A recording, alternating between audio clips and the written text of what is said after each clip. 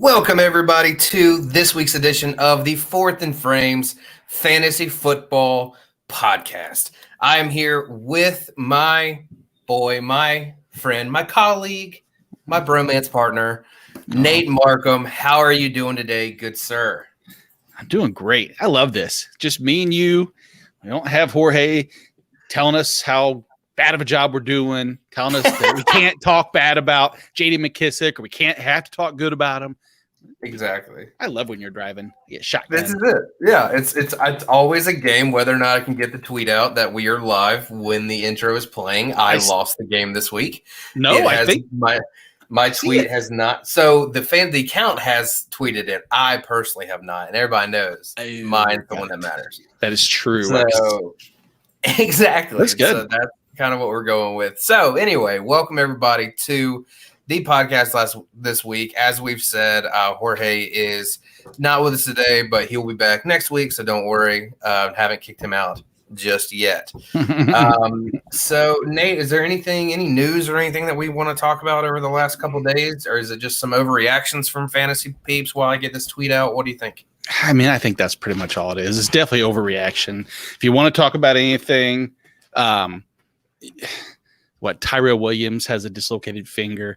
Jalen Guyton's out with a disclosed injury. I guess the one thing, so Dak's not playing on Thursday. I don't think that's a surprise to anyone, but I think the surprise may be something you and I were kind of talking about with this shortened preseason games. At what point does game number 1 turn into game number 2, 2 into 3, and then they don't start? They play 3 quarters. Where's the best look at your rookies? Is it shocking at all that Dak isn't going to go just to even be with the team? So I am a little surprised that he isn't going to be there, just because at the very least he seems like that sideline guy, right? Right. Granted, this also isn't just your typical preseason game in the sense that it is the Hall of Fame game. And while the induction I don't think is until Saturday, the actual game has everyone come out. There's a lot going on and everything. So I guess I get why he's not there. I get why he's not playing. I do know that. I do understand that they don't want to throw him out there, as we've said in the pre-show. You don't want to lose your guy in the Hall of Fame game, right? No. And so, but I mean, I know Jory Epstein from USA Today, the Cowboys reporter, sent out on Twitter just this long list of guys that aren't going to be there, and some of them were actually. I think Micah Parsons may have actually been on that list as well, not getting a look at some of their rookies. So it is kind of interesting. Like you said, we do know that these guys playing in the Hall of Fame game with the Steelers and Cowboys do have an extra week of practice compared to everybody else. So they are probably still limiting people. But yeah, technically after they go this week, they've only got 2 more games, in the preseason. So it's, I would have assumed that game 1 would have been short, and then they kind of would have gone to playing a half in game 2 and then resting game 3. But who knows? I guess we'll kind of see how this affects cut days, and honestly, more importantly, how does this affect Hard Knocks? That's all. Exactly. That's definitely what we're all looking forward to anyway, right? August 10th. No kidding. You want to talk about? So that means August 11th. Is the day, or not, August 9th is the day you want to do your drafts. If you want CeeDee Lamb, you want Michael Gallup, you want Amari Cooper, or Zeke, or any of the other Dallas Cowboys, make sure your draft is the 9th, because on the 11th, we're talking about a 2 to 3 round ADP jump for every one of them, because you're going to show CeeDee Lamb's highlight reel catch with that one hand. Blake Jarwin's going to be mowing people over, get into the end zone. Dalton Schultz is going to have snaps at H-back, I-back, U-back, V-back, Z-back, and it's going to be incredible. It's going to be a mess. It's going to be insane. But all right, so that is just the roundup. Luckily, a little different than last week. We didn't have to talk about any season-ending injuries, knock on wood. Oh, no. So we will go and dive into tonight's topic, which is the AFC West. Jorge, if you are watching, we didn't tell you we were going live, so surprise. And if you're watching tomorrow, we didn't go live. What are you talking about? Right, exactly. So, all right, let's jump into the AFC West, Nate. Let's do it, man. I say let's start from the bottom and work our way up, but let's start from the bottom and work our way up. Maybe not from this year, but talk about last year. Let's go to Denver. 5-11. Spoken like a true Chiefs fan. True. Hey, come on. I mean, all I'm doing is regurgitating numbers. They were 5-11 last year. They were in last place. That's the truth. The fact of what's kind of false, though, is that they were 5-11 because they were just bad. I mean, they had bad luck. They had 10 games last year decided by 7 points or less. I mean, they had one game, and then they had one game where they played with a practice squad wide receiver. Exactly right. Exactly. So I mean, it's it's tough to look back at 2020 and just say that's what they're going to be, and that's going to start probably from the quarterback position. So I'm going to ask you not from just pure fantasy, but a lot fantasy, of course, because your opinion will dictate based on that. Because one, you're not a Denver fan. You're choosing right now Very for true. Your players with or without a ton of exposure to any of the other Broncos. Do you want Drew Lock or do you want Teddy Bridgewater? I personally would rather see Teddy Bridgewater under center just because he is just super accurate. Like if you're looking at the accuracy of quarterbacks from 2020, and yes, I know he's on a new team. He's not a Panther anymore, but still, he was like in the weirdly upper echelon of quarterback accuracy, and Drew Lock was about the least accurate starting quarterback in the league. Yeah. So I know that we are kind of hoping that Drew Lock continues to impress and progress, as well. But personally, I want the safer play of Teddy Bridgewater. That being said, if I'm going best ball, I kind of hope it's Drew Lock because I want those boomer bust plays, right? Yeah. Plus, the dude's got swag, man. Like just watching the clips from him last year, just kind of like, walking around and rapping. I put on for my city on the bench and everything. Like if I'm a Bronco fan, like I kind of want it to be him because of that energy and that charisma that he has. But for me, if I'm rostering any Broncos, I want to be Bridgewater. And that's the question. Gunslinger, game manager. And that's right. That's that narrative you have to play out. And it's tough because, there's direct impact. And one of that impact might be at running back. And honestly, I don't know. I want to say I don't know what to think because I want to be higher on Melvin Gordon than I am. But between the two, so you have right now Melvin Gordon currently going around, pick 20 or running back 28. Javonte Williams, they traded up to get going around running back 27. Do you think that it's a 50-50 workload for the entire season? How do you see that running back backfield playing out over the course of the season? I honestly don't know, which nobody does, but honestly, like I really want it to be Javonte Williams backfield just because I think obviously he is the future. And like in Dynasty, he absolutely should be one of the top draft picks for running backs, if young running backs, especially rookies. But when it comes to the season, like, I don't know, man, like Melvin Gordon, I was super down on last year. I was like completely out on Melvin Gordon. He actually ended up like as an RB2, I think. So, I mean, I think he's a guy that's going to be motivated by the young gun in the backfield. Right. And so, I think that in my mind, at least for my rankings, Cream is going to rise to the top with Javonte Williams, especially because we've seen how he can succeed in a two-headed backfield before, but they both have very similar play styles. So it's not like a thunder and lightning. It's a thunder and thunder. Exactly. And so they're just going to ground and pound the ball like down the field, which is fine. But I just have this gut kind of feeling that Williams, the reason they traded up for him is to use him. Right. They're not going to just trade up for him and like you spend the draft capital to get the guy of the future. In my opinion, I don't think is the full motive behind that move. So I think Williams is going to play his way into the snaps. And I think by the end of it, he will out snap and out rush Melvin Gordon on the season. Here's the scenario that I kind of use it as an example.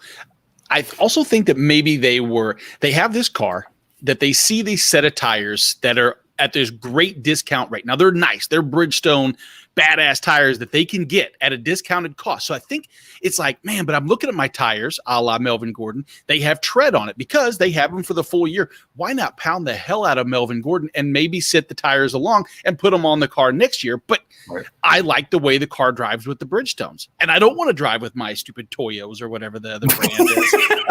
You can purchase the Toyo brand. I was going to say, does anyone else even know another brand of tire off the top of their head? When you sell cars, you learn a little bit, but that's it's an analogy that I think holds some water, and I think that's what scares me a little bit. I've invested in Javonte, but I don't feel wonderful about it. I hope I do. I can tell you there's another situation in Denver that I'm not 100% certain on yet either, and that's the wide receiver position. I mean, you look at Cortland Sutton, who right now is going at pick wide receiver 32. Jerry Jeudy's coming in at 37. The news right now is that Cortland Sutton appears to be playing a little slow or taking it easy on the knee. Guy had ACL surgery. I wouldn't expect him to be like he's, doing one-legged hops into full coverage tackles and he's, everybody's tackle. But where are you at? If you had to choose between the two, granted there's 5, there's quite a bit of separation between the two, but are you higher or lower than the consensus on either or both?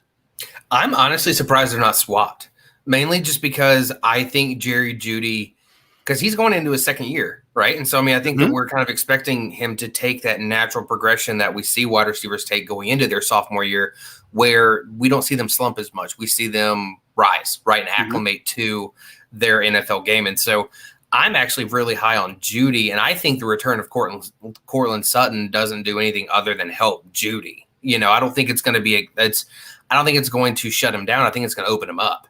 And so while I'm also hyped about Cortland Sutton getting back, I'm shocked that those numbers aren't inverse, and that it's not wider. I would assume that Jeudy is going at least 10, 15 spots higher than Cortland Sutton, because in my mind, Cortland Sutton's the wide receiver 2.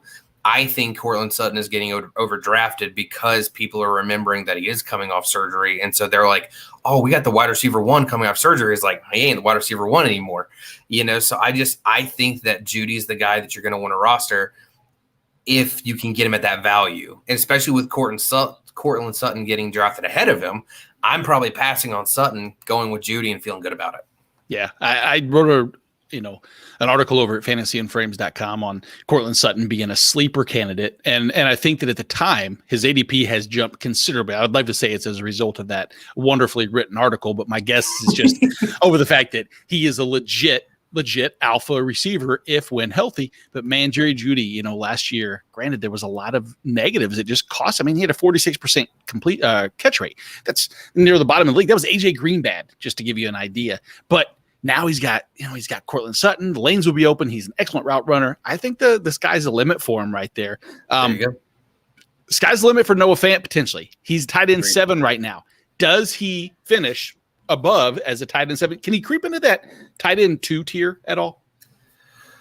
So let's define the tier. So I'm guessing tier 1. Before I say yes, I'm guessing the tier 1 is, tier 1A is Kelsey. All right. And then tier 1B, I guess, would be Kittle Waller.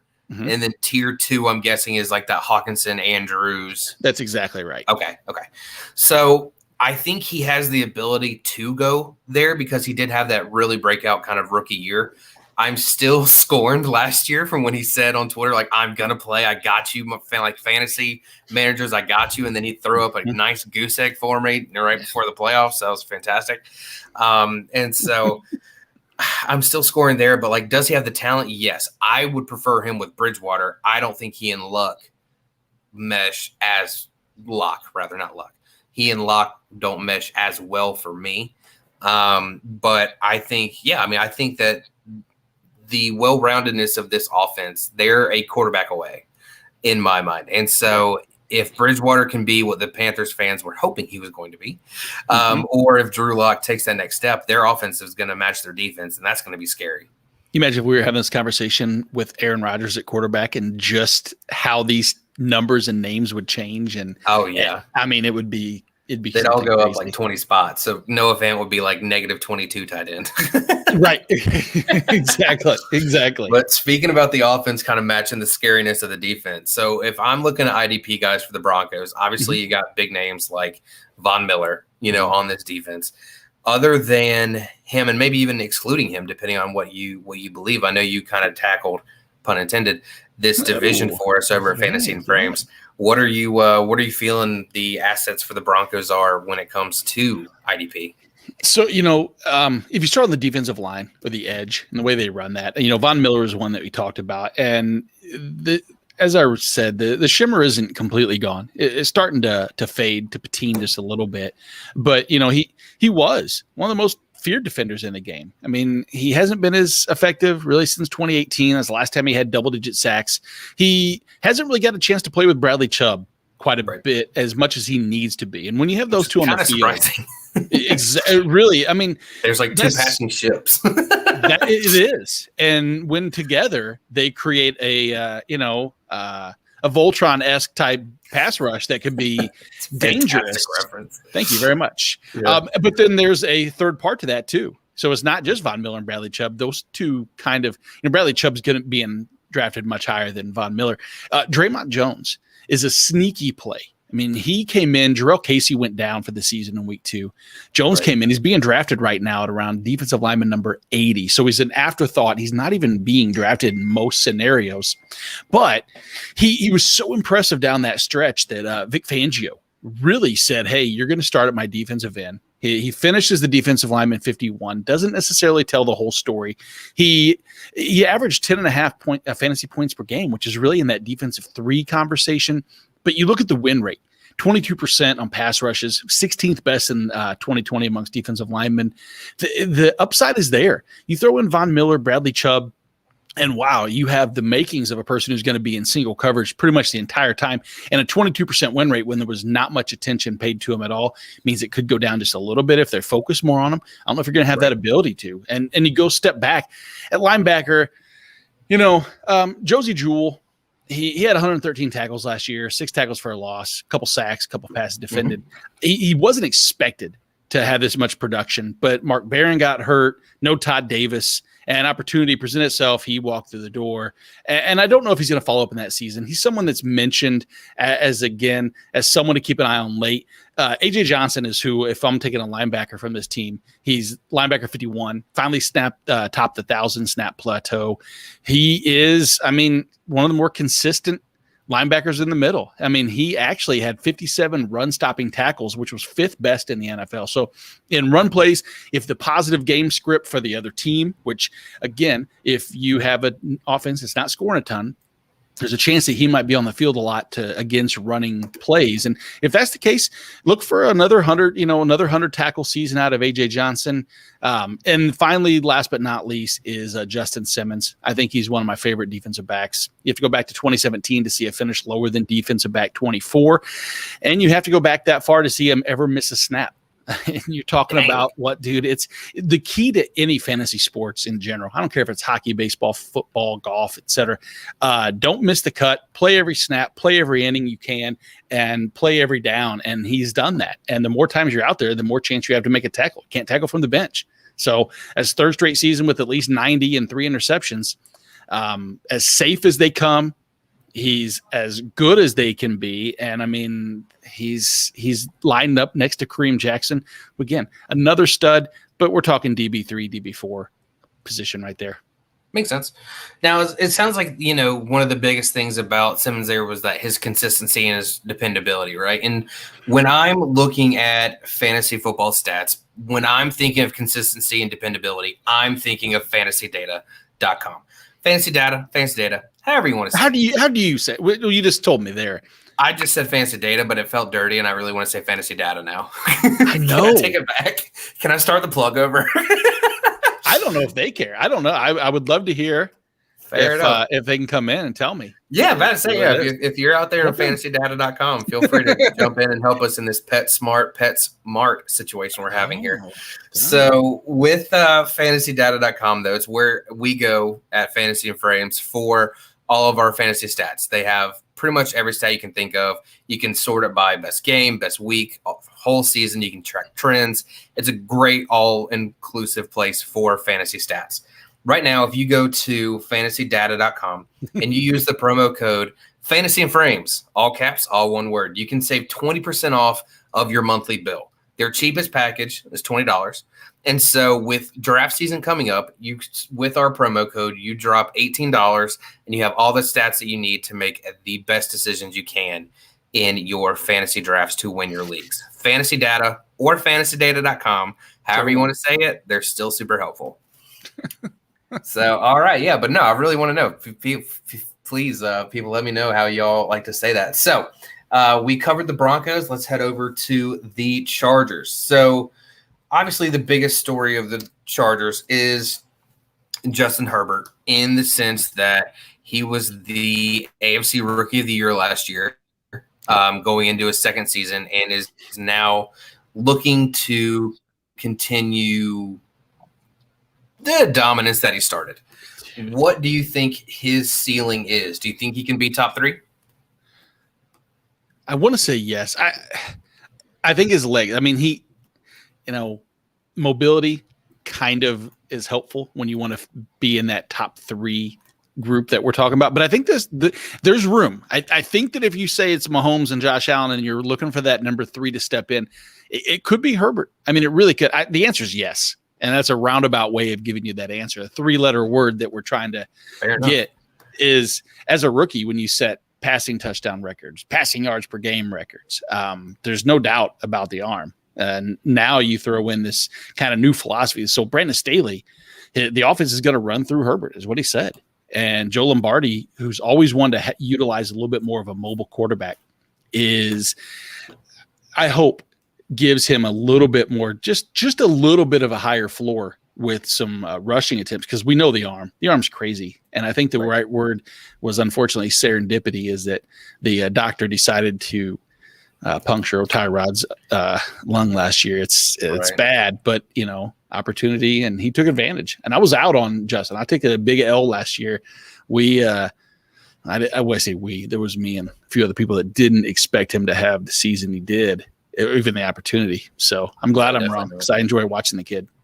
Yeah, it's definitely, I know whenever if we talk about the AFC South, or if you go back and we talked about Tyrod Taylor, I know in the article I wrote about him, he has a problem with rookie quarterbacks usurping him in various ways. So that was definitely a new one. But moving to the running backs. So everyone's offseason hype for Austin Eckler apparently has been off the charts from what I've seen, especially on social media. So everyone's very, very hyped about Austin Eckler, one of the top probably 12 running backs at worst in your especially in PPR, half PPR formats when it's coming to redraft season.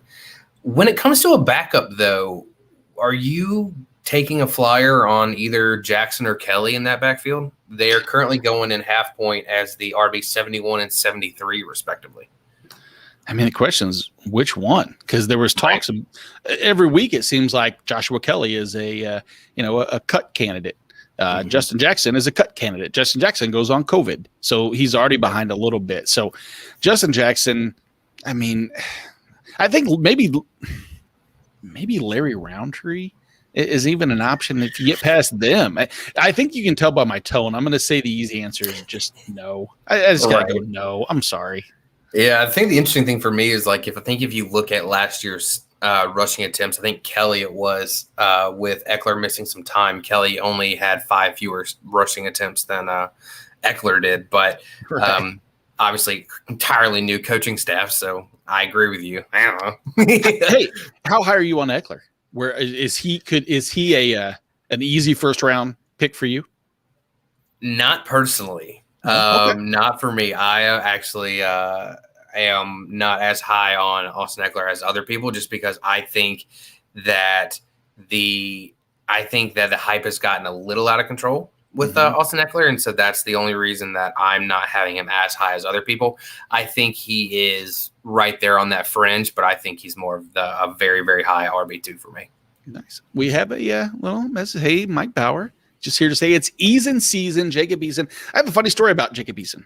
So when football cards got back into popularity, everybody's been into football. They kind of did though with COVID though last year. Absolutely. Yeah. So I said, you know what I'm going to do? I'm going to go and I'm going to purchase a couple boxes. I spent more than I probably should. We're live, so luckily Carrie's doing something. She's done. I was about to say Carrie's not here. No, but the thing was with these specific, I think it was Panini something. But it comes with like one autograph card per box. And so it's going to be something. And I bought 2 boxes. And I opened the first box and I get Jacob Eason. And I go, shit, that sucks. Not so great. So and this is with and I'm there and I'm going through it and I get the second box and I go through and I open up and it's Jacob Eason again. And I thought, holy hell, how many Jacob Eason signed cards did he have to have? And so I asked the guy who runs the shop, and he said, he goes, actually, and we can make a deal, Mike. I'll bring one to the expo. Next week? We'll raffle off potentially. I'll let you have you bring that. I'll take a Nathan Gary card in return. and we'll call that a deal. But yeah, so he's like, the odds of you getting to Jacob Eason. Pencil poke through the head of it there. I know. Do the eyeballs. Yeah, right. Die. Laces out. Scary. Exactly. Oh, shit. Yeah, he's like, the odds of you getting 2 of the Jacob Eason signed cards and that, he goes, is actually probably worse than you getting a good one. And I was like, great. Awesome. I won the deck pot. Good job. So thanks, Mike. You always know how to cheer me up and bring there you go. Great stories. Right. Well, taking it back to the Chargers, we are especially talking about people that are overhyped a little bit. What are your thoughts on Mike Williams, currently being taken in half-point PPR as the wide receiver 48? A lot of people are hoping that he kind of creates that relationship with Herbert, as I'm pretty sure the Chargers brought him back on a pretty nice deal, I think, from in free agency there. So what are you thinking about Mike Williams? I'm thinking that I like the fact that Jalen Guyton did not practice today. That just gives me, because that's just one more person I don't have to worry about necessarily getting the eye of Justin Herbert. But I mean, how opportunistic is it that at 48 we have a guy, you have any person that's had double-digit touchdowns or 1,000-yard seasons, and we have a guy who's done both. Not the same season, of course, but it's I think opportunity's there. You have a person who since 2017, he's third amongst all wide receivers with 16.7 yards per reception. We know he's going to go deep. We know the arm is there for Justin Herbert. The question is can he finally put everything together? And I think that at where he's going as the 48th wide receiver off the board, the upside versus anybody else there is, I don't think it's comparable necessarily. So I'm happy to invest in Mike Williams. I've seen him go sooner and sooner and earlier as time goes on. A lot of the hype is starting to build and bubble up. Fair. I don't know that I'm sold on him in redraft for where he's being taken, but I do love him in best ball. Yeah. So that's perfect example. Yeah. I do love him best ball much more than redraft. Absolutely. And so now the big kind of, not big story, but probably their big departure, at least from their offensive standpoint. Hunter Henry is now on the New England Patriots so they kind of had a gap at tight end. They signed former New Orleans Saint Jared Cook. We've seen the kind of roller coaster that Jared Cook can take you on, from relevancy with the Saints and Packers a little bit, especially on a week-to-week basis. But we've also seen the lows and the valleys of just, doing nothing for weeks at a time. What are you kind of thinking on valuing Jared Cook? Do you think he could finish as a tight end 1 this year? Oh, man. I don't want to put him as tight end 1. But I'll tell you that right now, the rapport seems to be there in training camp. Daniel Popper, who writes for them over at The Athletic, has said that he has this great rapport already established with Justin Herbert. Looks like Justin Herbert in the red zone has targeted the tight ends multiple times already in practice, and it looks like that's kind of his go-to. His first read is at the tight end. That gives me optimism, because if anything, Jared Cook is far from going to be a field stretcher. He's far from going to do tons between the 20s. It's within the 20s that I really want to see, and I think that's that opportunity that's going to present itself. So, no, I don't have him inside my tight end 1 range. It's really close, but I love him, especially as like a depth piece in tight end or in tight end premium. Not even tight end premium, because it's not the receptions as much as the touchdowns. Yeah, I think he's just going to be a red zone body. I do. I think that's exactly right. Yeah, and speaking of another departure, the Pittsburgh Steelers signed former Charger Melvin Ingram. Super happy about that with my little Gamecock hat up there. So happy he's in town. So obviously there's kind of a hole on the defense there, and we know that they have one of those Bosa brothers. And so what kind of IDP value do you think you can find on the Chargers defense? Not Melvin Gordon from an IDP standpoint, unfortunately. I think the rotational pieces will be there. The one consistent that I think on the defensive line is Joey Bosa. I mean, Joey Bosa, we all know that. If healthy, when healthy, he's going to be a top 10 option. It's just that's a given. He's played 2 16-game seasons. That was in 2017 and 2019. He's finished as a DL7 and the DL5 in those subsequent years. Hey, it's an odd year. He's due. Damn right. And if he does, there's a great chance that he goes. Then it would be 7, then 5, which means DL3. If we're going to go in this, we're going to use math, and everything is math-driven algebra. I don't think that's algebra, but that's just subtraction, which is like algebra if you're dumb enough. Algebra is a new subtraction. Subtraction. This is the great content you get from us at Fantasy and Friends when Jorge's out of town. Correct. We'll do percentages. He's played a total of 63 of the 80 games in the 5 years of his career. That's 78% of games played. 78% isn't exactly wonderful, but you know what? You could graduate from Harvard with the 78%. So Joey Bosa could be on your fantasy squad if he's getting 78% play time. And if he does play, he's averaging 0.31 points per snap over the past 4 years. We're talking top 5 talent for sure. Consistent. Risk with injury, we know.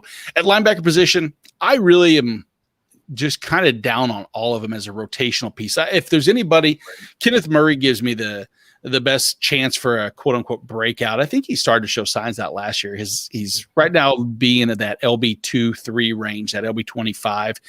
He had the weight on his shoulders, man. Come in and all these injuries around him. Brandon Staley's looking to hopefully add into this breakout. So the shoulder injuries hopefully passed him because he had that surgery about 6 months ago.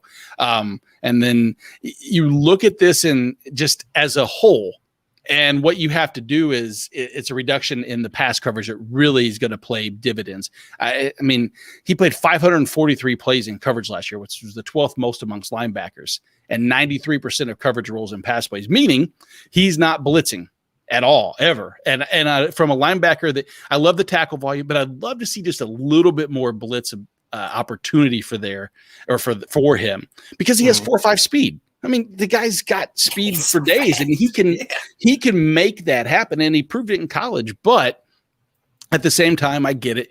You want him calling the plays in the middle. You look at the other linebackers in Drew Tranquil and Kazir White. Kazir White from IDP, the one downside of that is last year he had defensive back eligibility. He no longer has that. So for me, the upside's capped a little bit just because he's just another linebacker. Just straight linebacker, right? He's okay. He just, it's just not ideal. And right now, again, like I said, they talked about Murray playing more downhill. And so I think that Drew Tranquil and Kazir White are both going to be in more coverage bases than anything. So that's my optimism. I love the fact that Brandon Staley is going to come in and hopefully change up a little bit of this defense for Kenneth Murray. The person talking about coming back who I'm the most excited about next to Joey Bosa is Derwin James. I mean, if there's a person, as I wrote, or that I think soon to be released, go over to fantasyandframes.com and you'll read the Los Angeles Chargers IDP story. He is the person who I want to play 16 games if there's one that's been injured because, I mean, the dude is just a beast. Missed all of 2020 with a torn meniscus. I mean, he had a disappointing 2019 when he missed all but 5 games to a knee injury that year. You have to go back to 2018. And as a rookie, he was an all-pro. 105 tackles, 13 PDs, 3.5 sacks, 3 interceptions. PD stands for passes defended in case someone that's new to IDP's listening. He was the defensive back 2 overall. He's going to play what they call the money backer in Staley's defense. So he's this hybrid, like Keanu Neal, whenever he came to Dallas, now they're talking about him playing linebacker, going back to safety. That's what Derwin James has. He's been everywhere so far in OTAs or in training camp. Sky's the limit. Love Derwin James. Hate the injury bug that's been biting him, devouring the entire Chargers team, but I'm excited for that as a whole. Nice. Very nice. I want to go to the next team because this is the team. So Las Vegas. Yep. I obviously, I'm a Chiefs fan, and so I don't hate any of the AFC West teams. But I got to tell you, the Chiefs' biggest conundrum last year was figuring out in one game. The Raiders. The Raiders always seem to have a little bit of that added edge, and maybe that's just because they want to beat the Chiefs. But starting from the top, it starts with Derek Carr. Derek Carr.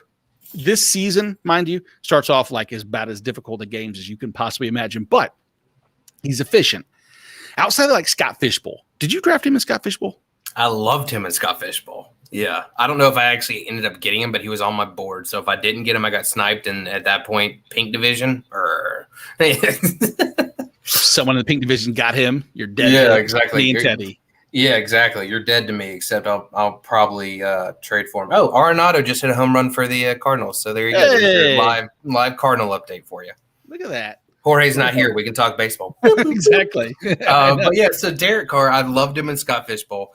I'm higher on him in redraft than a lot of people because not as my QB1, right? Not as my QB1. He is going to be a guy that will either work in tandem if I just kind of punt on the position with whoever I take later, like with like a Baker or a Tua, kind of play matchups between the Tua of them.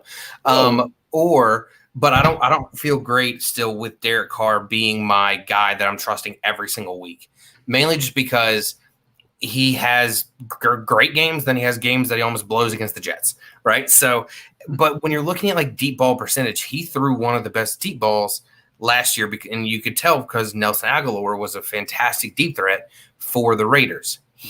Aguilar, is now in New England with the Patriots, and now we're kind of looking to see who else in that wide receiver room will step up.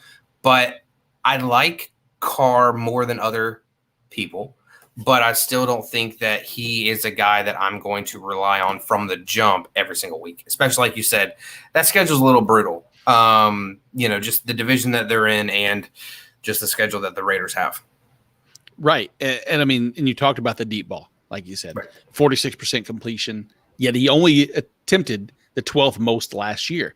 And one of the things that can change that is a good running game, because the more, heavy early down work that you can get to set up that second and short, the playbook opens up quite a bit more, and you can have those attempts deep and you can consistently keep the defense on their heels. One of the keys, like we said, with the running game is utilization of Josh Jacobs, and now new Kenyon Drake to the fold. Kenyon Drake being added to this backfield. Josh Jacobs, does he have running back one upside with Kenyon Drake there? I don't think so. And honestly, when they signed Kenyon Drake, I felt like the little minion that was like, what? Like it was just so confusing. Like, of all the places that I would have like thrown a dart and been like, Kenyon Drake's going to end up here, never would have put my money on Vegas, which I rarely, am opposed to putting money down in Vegas. So, I don't see the fit, because it's Josh Jacobs should be the RB1 in that backfield. He is talented. He's shown he can be a bell cow back. They essentially replaced Devontae Booker, who's now in New York, with Kenyon Drake, another RB1 or another lead back from the Cardinals. So it's just like, I don't understand how they are going to work together, because neither one of them immediately jumps out as a pass catching back. But I think they just both limit the other one's upside. But because I don't think that they're going to work in tandem and be a run-first team like the Browns are with Kareem Hunt and Nick Chubb as that two-headed monster. I think that might be the goal. But, honestly, though, even with Kenyon Drake in half-point PPR, his ADP right now is running back 40. I'm all about it just because, I'm assuming they brought him in for a reason, So kind of like another one of those Javonte Williams situations. But,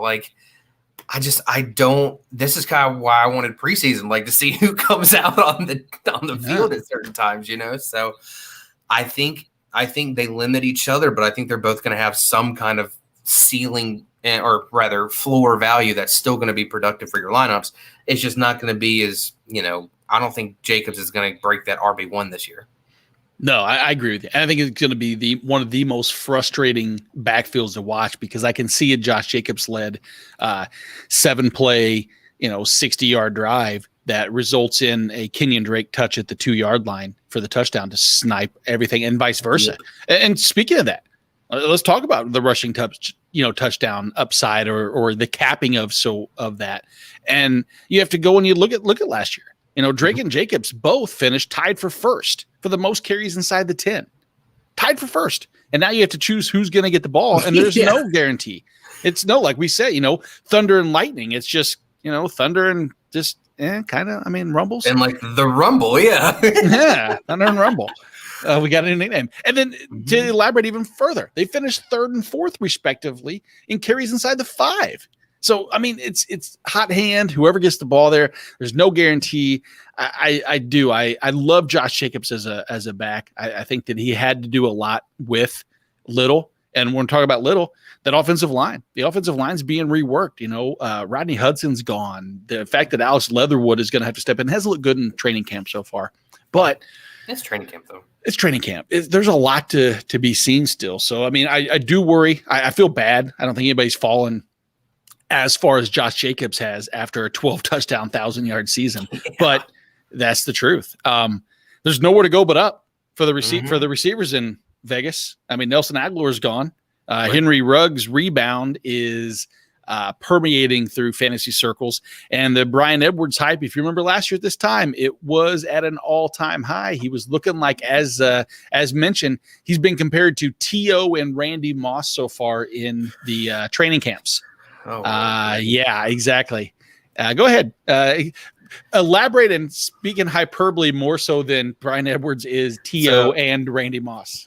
Well, they're giving COVID tests at NFL practices and training camps. They apparently need to be doing some drug tests and alcohol tests on the sobriety tests on the coaches. Exactly. I don't know that Gruden would pass. But, honestly, Henry Ruggs, it's kind of like the same thing when we talked about with Jerry Jeudy going into his second year, and everybody's kind of hyped about that sophomore, taking the step of the next level. So I think that at the end of the day, they're being drafted as wide receiver 51 and 90 between Ruggs and Edwards right now. So, I mean, as hyperbolic as it sounds, like someone has to catch passes other than Darren Waller, right? And so someone is going to have value. It may alternate. I love the Vegas receivers much more in best ball, but the Bryan Edwards hype is coming back because of these comparisons. And so, honestly, it's going to be somebody that, like, either you take a late round shot on Ruggs or you target Edwards if he breaks out week one somehow and shows that rapport with Carr. But if anything, the only one I'm drafting is Ruggs.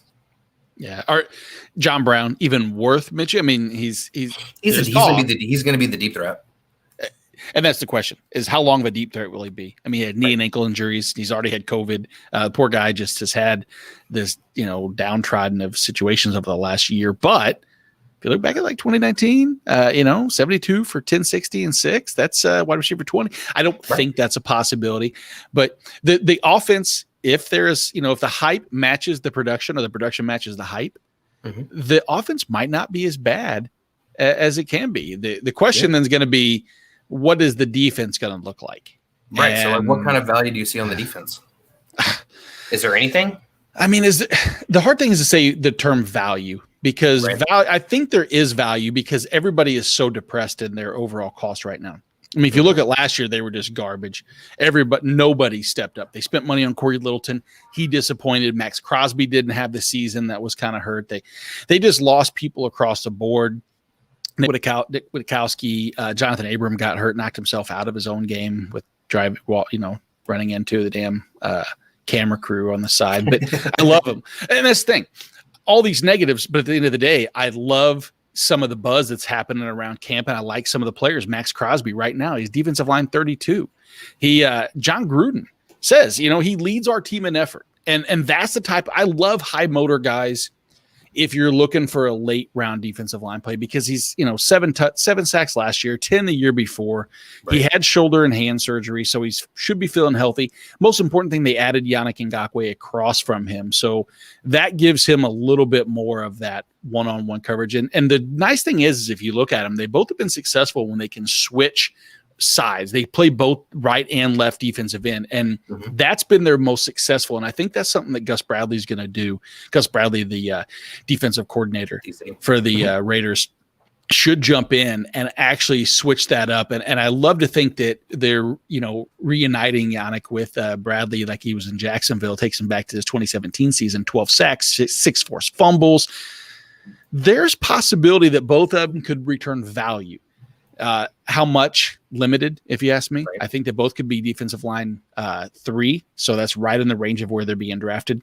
It's at linebacker where I see one potential key value piece, and that's Corey Littleton. Corey Littleton was a huge letdown last year. He came over from the Rams and back-to-back 125 tackle seasons. The guy was a stud. He was defensive linebackers 2 and linebacker 6 in those years, and they spent a pretty penny to get him. Thing is, they've already restructured his contract because of such a bad year. Now you have this Gus Bradley-led defense to hopefully take some of the confusion away from Littleton. He just looked lost at times. He didn't look great. And he missed 17% of the tackles, which was atrocious. So let's be honest. He did it to himself. But if you look a little bit deeper, you see that he wasn't as bad in coverage as it appeared. He wasn't great. He also has to go on and face Travis Kelce. He luckily doesn't have to go against Darren Waller, thank God, because they're on the same team. But he gets to him practice, which is probably demoralizing. He's like, shit, I'm practiced by Darren Waller, and I got to face Travis Kelce, and I got to give up money to play here again. He's probably not in a good spot. But I love the fact that he's at linebacker 60. I can see a return to 100-plus tackle season out of him. Morrow and Kwiatkowski, that I have no clue right now. Yeah. I mean, Morrow is probably starting at middle linebacker. Kwiatkowski is taking second team reps. It's a mess. It really is. Follow that. We're going to see exactly how that unfolds. Jonathan Abram at defensive back. He's DB 26. Might not be the most, I'd say, intimidating IDP as a whole, like overall numbers. Sure. Jorge and I have said this for, when I say year now since I've been doing IDP with him. He's the reason why you should play IDP and watch it, because he will make you root for that guy on your team, because he will come up and he will just right. I mean, he makes it you want to root for that guy, and that's a blast on their season of Hard Knocks. Linking that back in there, exactly. There's a wrecking ball, and so I like this. I don't see him as value because I do worry about the injuries again, but I think that he's a stable floor. Trevon Moehrig is a rookie at defensive back 27. He's one that I actually like as one of my key rookies to key on. Key rookies to key on. How many times I use rookies to key on? Right. The biggest reason is he's playing the post safety role. If you go back to 2010, 2011, 2012, Gus Bradley was with the Seahawks. He was with the Legion of Boom, and that was Earl Thomas's position. And Earl Thomas over those years averaged around 75 tackles, couple interceptions, multiple pass defenses, and had the chance to blitz and get into back behind the line of scrimmage. I'm not comparing those two together, but the opportunity is going to be there, I believe, for Trevon Moehrig this year. Absolutely. And so that kind of wraps us up on the AFC West. No other teams to talk about. Nope, no, they were good. Let's go to Kansas City. We will let Nate have his time to talk about the Kansas City Chiefs and the beautiful Arrowhead Stadium that is behind Nate if you are watching the live stream. Mm-hmm. So with the Kansas City Chiefs, obviously we know we're getting out of Patrick Mahomes. He's going to be the quarterback one. No questions there. Mm-hmm. CEH, though, Clyde Edwards-Helaire, the running back that the Chiefs took out of LSU last year, I believe. That was last year? 2 years ago. Anyway, that was last year. Last year. And so I think it was the last pick in the first round. And correct. He, overall, and for all intents and purposes, disappointed for fantasy football, just from the hype and everything kind of going in. At this point, half-point PPR, he is the RB14. At that point, are you smashing draft if he's sitting there when you were kind of looking in that kind of range? I do. I like the value there. I love it. I mean, look at last year. Don't get me wrong. The hype and the letdown is fair.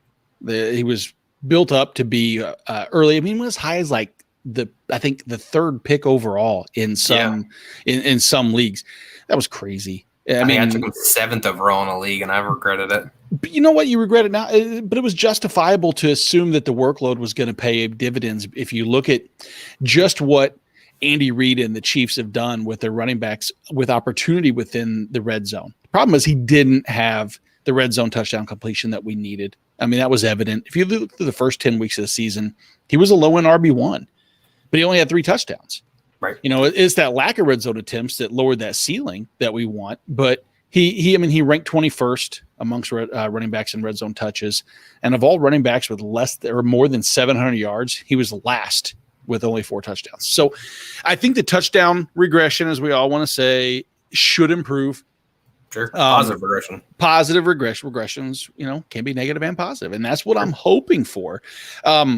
And with a 2 1/3 touchdown percentage, you have to assume it's going to go up.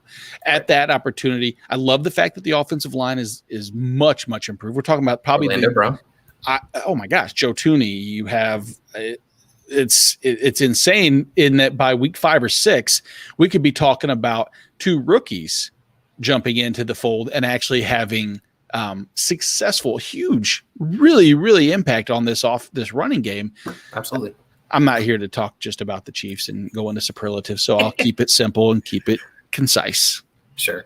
Any concern for CEH with Jarrett McKinnon now and down? Not really. I mean, I don't trust the health of Jarrett McKinnon. I mean, Sure. When's the last time we've seen him really play any significant number of games? I do worry that they love, that they see what they've seen out of him so far. Right. But I think at the same time, again, it's training camp. We always build a narrative to how we want it to work out, don't we? Right. That's true. I think if CEH starts the season with the case of the dropsies, I think that McKinnon's going to have that role carved out real quick. But obviously we know what we get with Tyreek Hill as well. I know that he was battling some like knee tendonitis or something. Mm-hmm. But so no cause for concern there.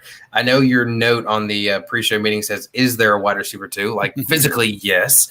But between Mecole Hardman, the wide receiver 55, Demarcus Robinson, the wide receiver 84, and Byron Pringle, the wide receiver 94, are you any other pass catchers you're targeting, even with the quarterback 1 in fantasy, other than Tyreek Hill? We do this best ball versus redraft, and Mecole Hardman is probably there's a poster child for potential best ball breakout, all those different hyperbole and hyperbolic scenarios.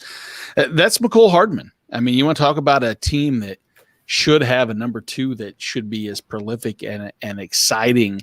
It should be Mecole Hardman. The problem is he hasn't fit into any role necessarily so far. And what we've seen over the last couple of years is that when you have Tyreek on the field and you have Mecole Hardman, you don't have Sammy Watkins, it's still not went to Mecole Hardman. It's went to Byron Pringle or Demarcus Robinson. And that's the signs and the traits of a good quarterback sometimes too, is that's what Mahomes can do, is the attention with Mecole Hardman on the field is to draw attention to him. He's dynamic. But if the true Mecole Hardman breakout season is ever going to happen, this could be that year. I have my doubts like anybody, but if you look at his production, it's been efficient. He had 18.2 fantasy points per snap in 2019, which was 18th among wide receivers. Followed that up last year at 16.3, which was 44th. Now, that's not fantastic, but it's better than where he's finished. If you combine the two and you don't have Sammy Watkins and you have the fact that he has a little bit more time with the offensive line getting better, and, more snaps is what we keep saying. And I'm not going to take, the foot off the gas with the Hardman hype train. Right. But not just yet. I do think that it's going to come into how often Andy Reid puts him,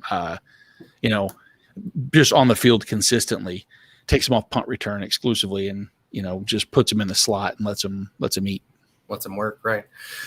Fair enough. And obviously we know what Travis Kelce is going to do. So there's your tight end conversation for the Chiefs. And in the idea of keeping this under an hour so Jorge doesn't yell at us whenever he returns, give me your favorite linebacker for the Chiefs that you were looking at in IDP. It's Willie Gay. I mean, from this year going forward, Nick Bolton is probably my favorite player that I can't wait to watch at linebacker this year. From an IDP standpoint, though, Willie Gay is the 3-down back that you have to score and to get IDP gold. I mean, it was pure upside last year for him. He didn't have any chance to do OTAs, didn't get acclimated, kind of got lost on some coverage plays, picked up, as it got going. But if you look at the games when he actually played more than 30 snaps, he was productive. I mean, he only had 4 of them.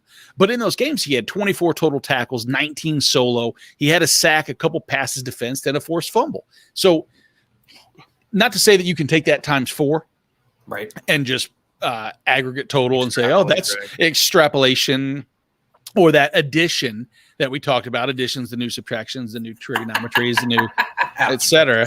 But, 24 times 4 is 96 tackles and 4 sacks and 8 passes defensed and 4 forced fumbles. That puts him as an LB2, and I will take that all day. But again, Nick Bolton, if I want to just say one thing, football player, watch him play.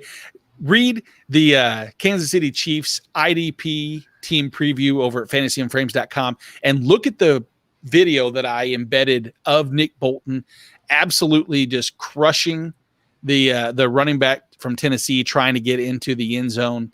It's worth watching. And that's all. There you go. All right. And as Nate said, check out his Kansas City Chiefs preview over at fantasyandframes.com, but check out all of our team previews. We are nearing our final division. We are almost done with our 64 articles in 32-ish days, series that we have been working on and grinding through. I know this was a longer podcast. Sorry, this is what happens when the boss is out of town. So thank you, everybody, for listening, for watching. If you have any other questions, check out fantasyandframes.com. For Nate, I am Teddy. Thanks for listening.